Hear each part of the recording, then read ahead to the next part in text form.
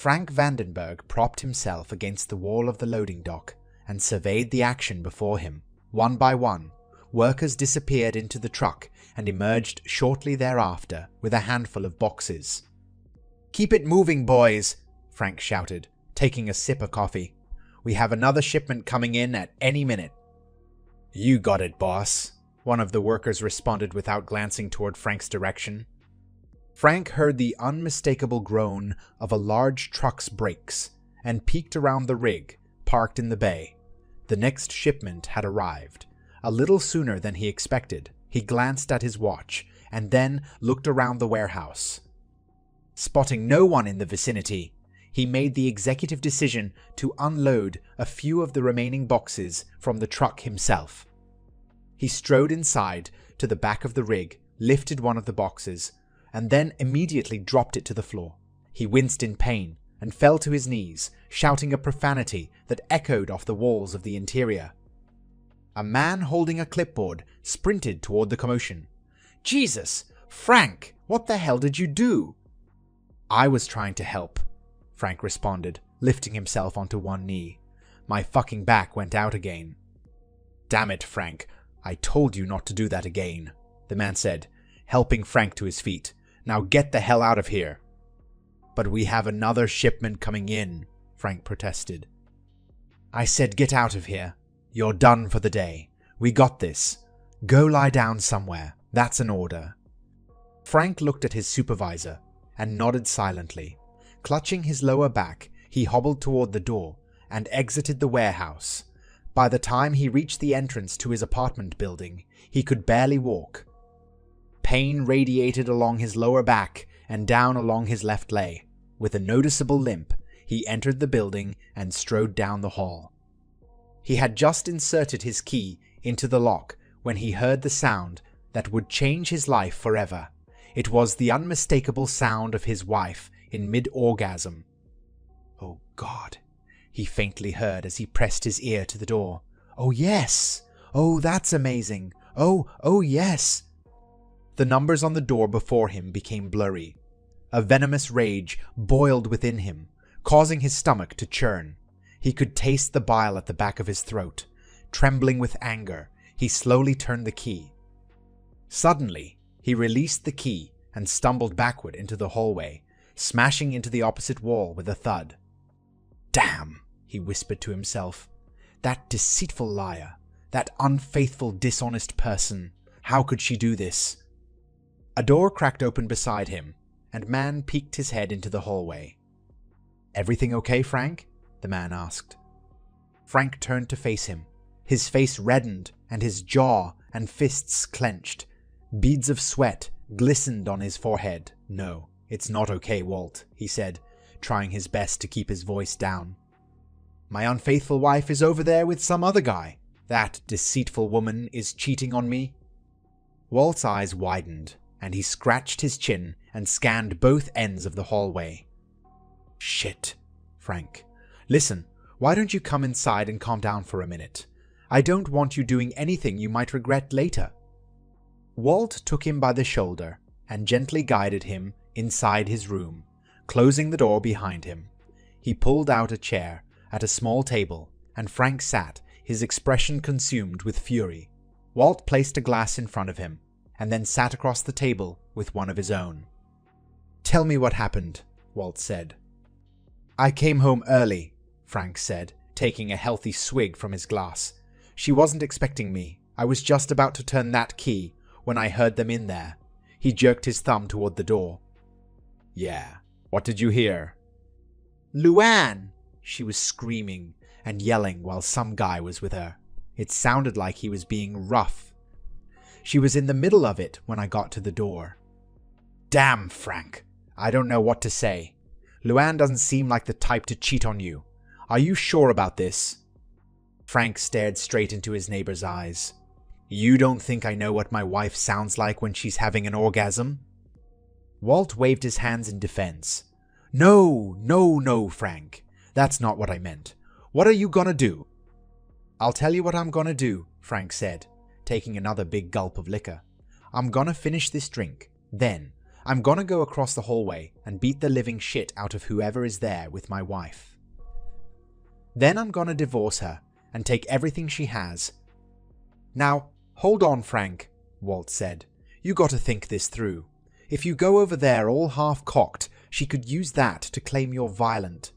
File a restraining order and get full custody of the kids. You need to be smart about this.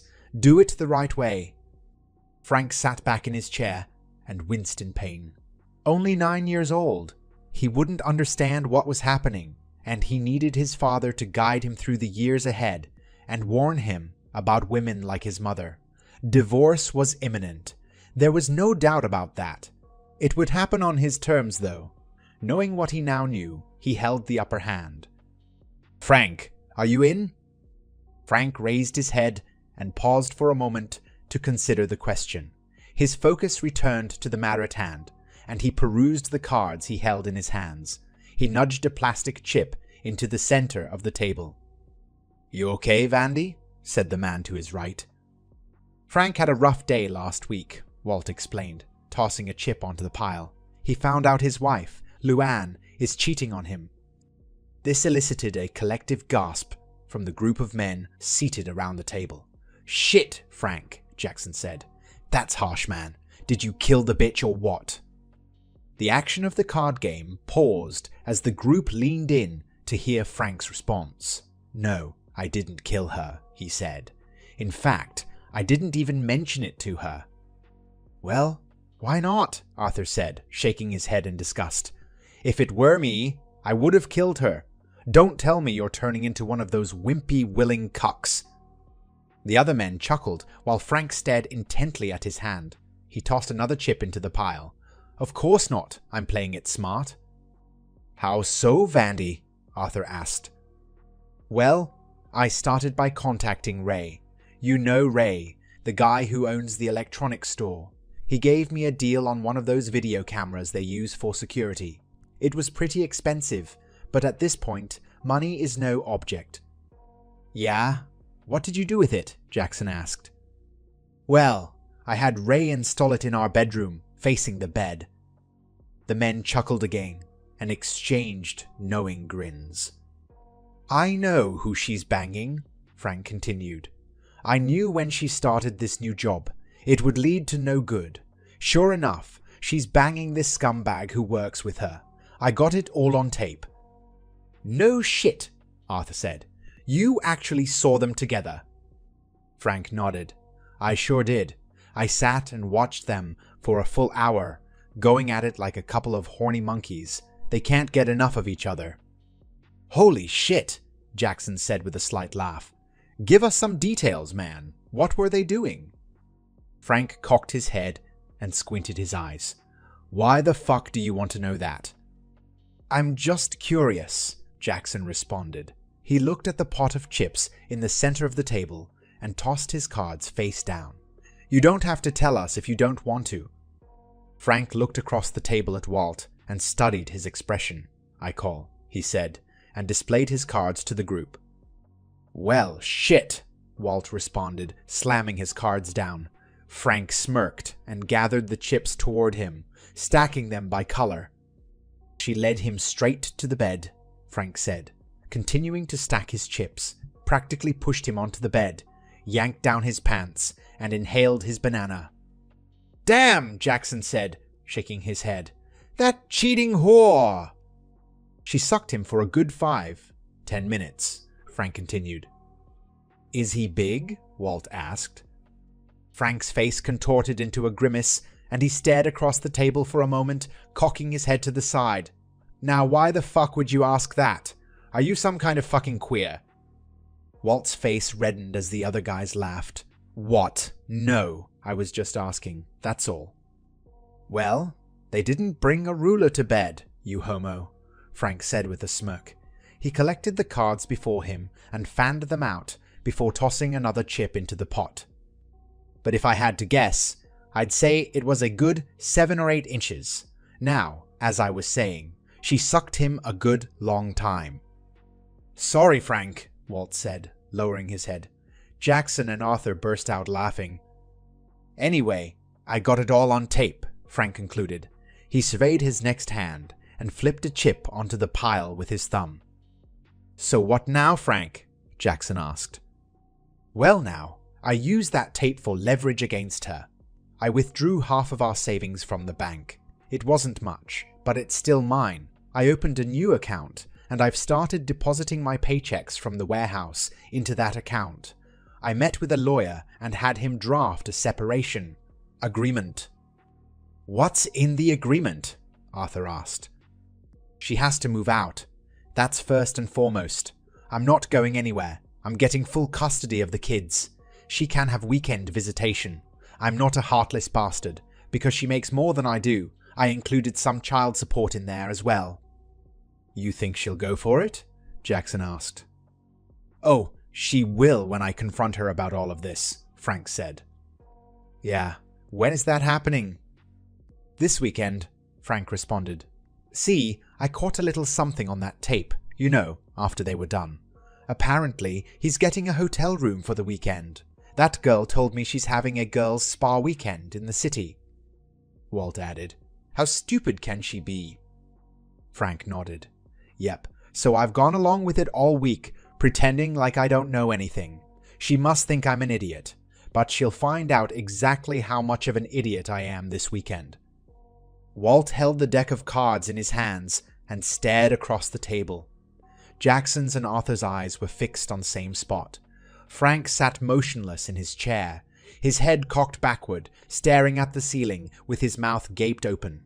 Walt broke away from his gaze and swiveled his head between his two friends to each side. "Frank," Walt said. There was no response. "Frank," Walt repeated. At last, Frank jolted to consciousness. He looked at his three friends with unfocused eyes.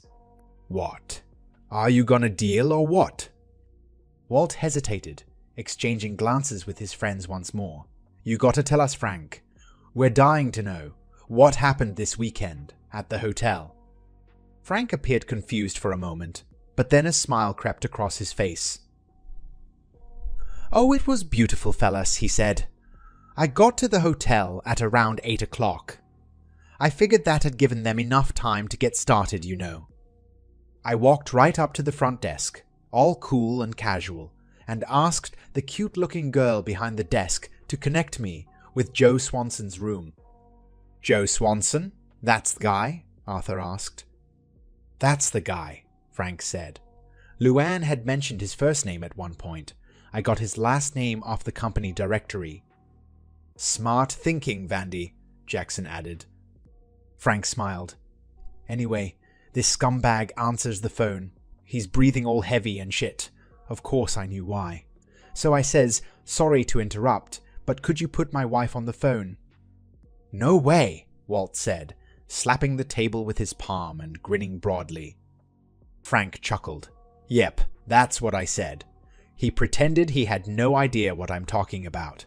So I told him, either you put my wife on the phone or I call your wife and tell her where you are and what you're doing." "No way," Walt said. "The asshole is married?" "I noticed his wedding ring during the second or third time I watched the video," Frank said. Walt shook his head and smiled at his friends. "Smart, Frank. So fucking smart." "So he puts her on the phone," Frank continued. "Of course, she sounds like she's gonna shit her pants. Her voice is all shaky, and I say, 'Bitch, we're done.' Of course, she tells me it's not what it seems. Yada, yada, yada, yada. Bunch of bullshit. I tell her if she wants to explain herself, she can meet me back at home when she collects her stuff." "Attaboy, Vandy," Arthur said, exchanging grins with his friends. "I hightailed it back home, and she comes through the door not 5 minutes later." "Damn straight," Jackson added. "Of course." She starts spewing bullshit lie after bullshit lie, denying she's doing anything wrong, claiming she just happened to meet her coworker at this hotel during her girls' spa weekend. That's when I held up the videotape.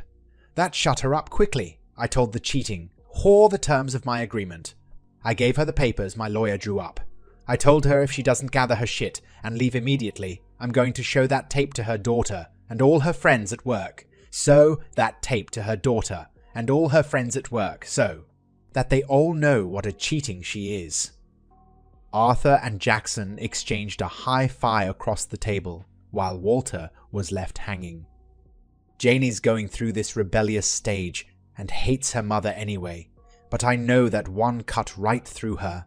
Of course, Luann breaks down into tears like a little bitch, smearing her makeup all over her face, looking like the cheap woman that she is. Snots running down her nose and into her lying mouth, begging me to forgive her, actually dropping to her knees and clinging to my legs. Oh, it was a beautiful sight." "So, did she leave?" Arthur asked. "Damn straight she did," Frank said. "It took all of my willpower not to kick her in the arse as she went out that door. Let me tell you," the group burst out laughing. "So what now, Vandy?" Jackson asked.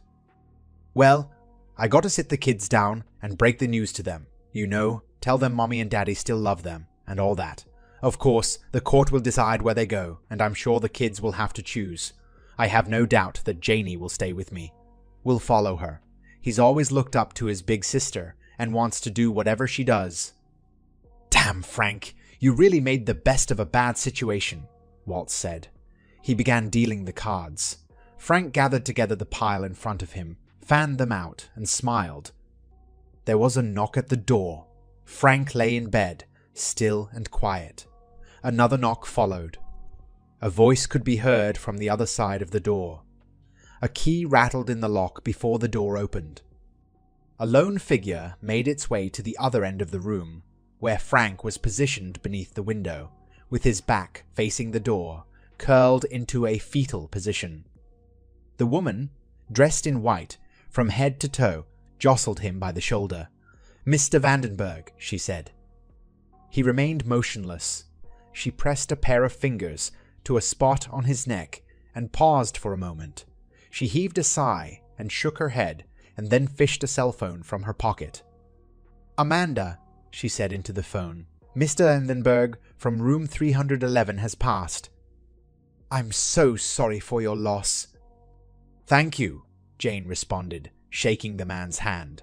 The man then proceeded down the line and shook the hand of the man standing next to her. "So sorry for your loss," he repeated. "Thank you," Marty said, "and thank you for doing what you did for my dad. I know he really enjoyed it." "Who was that?" Jane asked after the man departed. "Jay, I think his name is," Marty responded. Jay Moore. He worked in the supplies department. He used to let Dad back there sometimes. I guess it brought back memories of the warehouse. "I thought he hated that warehouse," Jane said with a sigh. It reminded him of his failure. "He didn't fail," Marty protested. "Things just didn't work out the way he planned. He was supposed to take over the business from Grandpa. Then Grandpa died, and the business collapsed, and Dad found himself out of work. He took the best job he could find." "Yes, I know," Jane said with annoyance. "I was there for the whole thing. You came along at the tail end." Marty sighed and gazed out the window. His eyes sparkled with youth, but the grey hair along his temples revealed his true age. Another man approached and offered his condolences. "Janie, this is Matthew," Marty said. "Matthew Fitzhenry," he responded, shaking Jane's hand. "I'm so sorry we had to meet this way. There was a thin plastic tube fed inside each of his nostrils, and he reeked of urine." "How did you know my father?" Jane asked, surreptitiously, wiping her hand along her pant leg. "Oh, we hung out together all the time," Matthew responded. "We usually ate lunch and dinner together and played poker once a week. Of course, he always referred to me as Arthur. It didn't matter to me, though. I took no offense. You know, although your father's memory went a long time ago, that man never forgot how to play poker. He was just merciless on all of us." "I'm glad to hear that," Jane said. Another man approached. He was tall and dark-skinned, with a mostly bald head covered with flecks of white.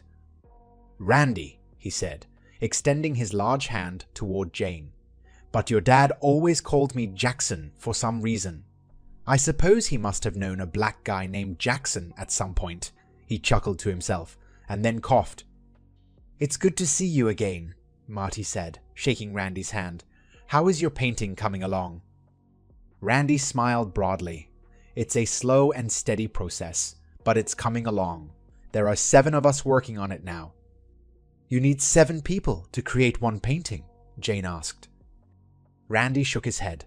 "Nah, it's just paint by numbers. It's mostly me doing the painting, but I like to have the others around to let me know when I'm painting outside the lines." Jane nodded her head slowly, but it was evident she was humoring him. Randy excused himself, and soon thereafter another man plodded slowly toward them with the aid of a walker. "Jane, this is—" "You can just call me Walt," the man said, extending his hand. "I prefer to remain anonymous. You never know who might be listening around here." Jane and Marty exchanged curious looks as Walt surveyed his surroundings. "I just want to tell you both, I cherished your father deeply," Walt continued. "He was a good man, and he had such a vivid imagination. Why, the other fellas and I just loved it when he would tell his stories. He had a new one ready for us all the time, and we would enjoy it so much. He really had a way with words." "I didn't know Dad had a creative side to him," Jane said. "What type of stories would he tell?" Well, Walt began with some hesitance. All of his stories were about the same thing, but he would change things here and there to keep it interesting. "And what were they about?" Jane pressed. Walt looked at Marty, and then back at Jane. "I don't mean any disrespect to your mom." "Oh, you can freely disrespect her," Jane interrupted. "That's fine with me." Walt smiled. "Well, okay then. See, his stories were all about your mom cheating on him. He would get so angry, you should have seen him. And boy, sometimes he'd get so angry, he'd end up killing her. In his stories, mind you. Most times, he would just tell us all about how he left her, how he got his revenge, how he divorced her, and things of that nature." "And you actually enjoyed listening to the same stories over and over again?" Marty asked. "We sure did." "Can I ask, why?" Walt appeared confused for a moment and looked from one sibling to the other. "Well, I guess you could say we formed something of a club. We all have ex-wives, you see, and they all screwed us over royally. Of course, in real life, we never got our revenge, and our ex-wives ended up with everything. But in Frank's stories, Luann would always get her comeuppance, and Frank would always end up happily ever after with someone much prettier and nicer. I guess you can say we all got our vicarious revenge through your father's stories." Marty cocked his head to the side and squinted. "How sad," he observed. "Yes, well, whatever it takes to get this old man's blood flowing again, you know." They watched as Walt slowly proceeded toward the open casket to pay his respects. Marty glanced over to the other side of the room where his wife and children quietly sat and stared at their cell phones. Jane followed his line of vision and smiled. "How are they doing?" she asked. Marty smiled. "They're good. Ben is finishing up his senior year and will get his degree in the spring. Katie is working at a hospital in the city." "I'm very happy for you," Jane stated. "And how is Samantha?"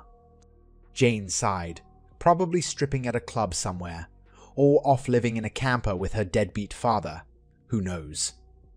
"I'm sorry," Marty said. "Don't be. It's what happens when you grew up in a dysfunctional family like ours. If Mom hadn't left us to run off with that asshole, I imagine all our lives would be very different today." "Janie, that was 30 years ago. You have to let it go."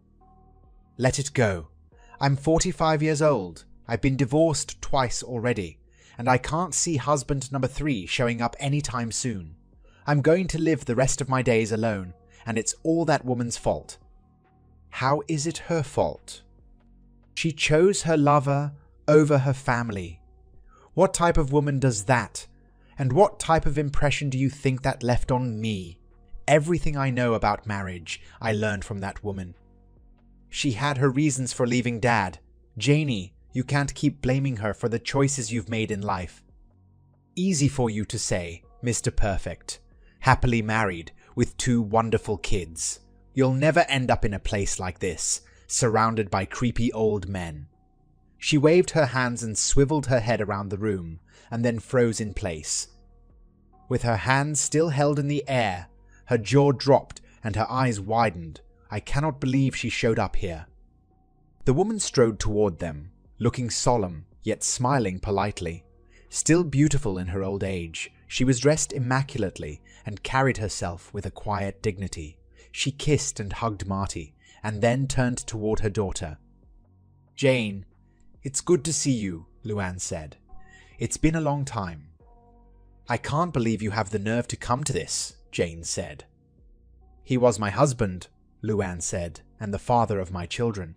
Of course I'm here to pay my respects just like everyone else." "Respects," Jane repeated with a laugh. "You never respected him a day in your life." Luann shook her head sadly. "Your father was a very different man when we married. He was funny and confident and driven to succeed. He had plans for his future, and I was so happy that he wanted me to be a part of that future. We were very happy together in the beginning, but that all changed when your grandfather died." "Yeah, you mean the money died," Jane spat. "As soon as that business went under, you started heading for the door." "That wasn't a factor," Luann stated. "I promised to be true to your father for richer or poorer. I loved that man and would have lived in a cardboard box with him if it came to that. But he changed, Jane. I know you don't want to believe it, but he did. He became angry and bitter, and the depression ate away at him from the inside out. He was drunk more often than not, and he became verbally abusive, both to me and you kids." "He was a good father," Jane insisted. Luann nodded. "He was. For a while. But, Jane, he became a danger to himself and to our family." "Oh, so you left him to protect us then? Is that it? It had nothing to do with Joe?" "I fell in love with Joe while I was still married to your father. That's true. In my mind, my marriage was already over by then. For a while, I thought it was best to remain married for the sake of you kids. I tried to work it out with your father, but he was too far gone. He wouldn't listen to me, and he refused to work on our marriage. When I started earning more than he did, he became jealous and more abusive. Well, thank God for Joe swooping in and saving the day, huh?" "I didn't mean to fall in love with him, Jane. No one ever means to fall in love. It just happens.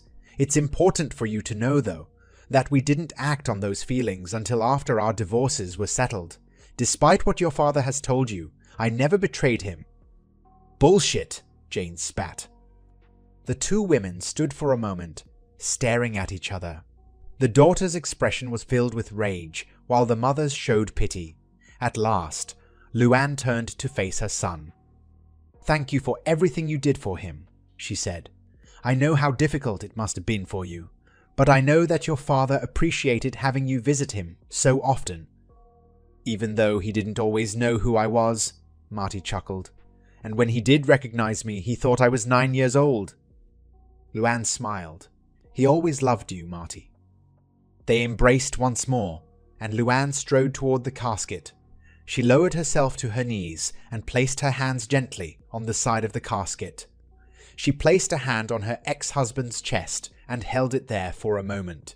As she gazed at his face, her eyes watered and she swallowed hard. "My sweet husband," she whispered. "After all this time, the anger is gone. You finally found peace." That's the end of this story. If you found it engaging, please give it a thumbs up and don't forget to subscribe for more content like this.